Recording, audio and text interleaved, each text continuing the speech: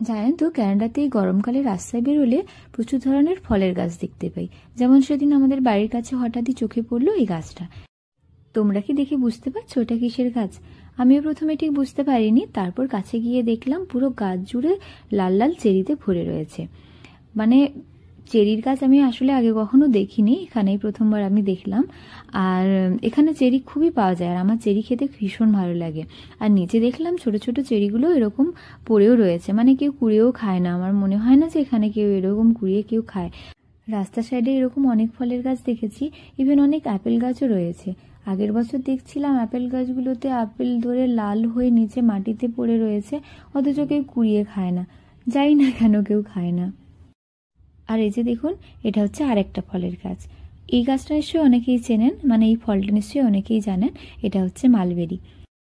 আর এই মালবেরির গাছগুলোতেও প্রচুর মালবেরি হয়ে রয়েছে, মানে নিচেও প্রচুর পেকে পড়ে রয়েছে, ইভেন গাছেও প্রচুর রয়েছে।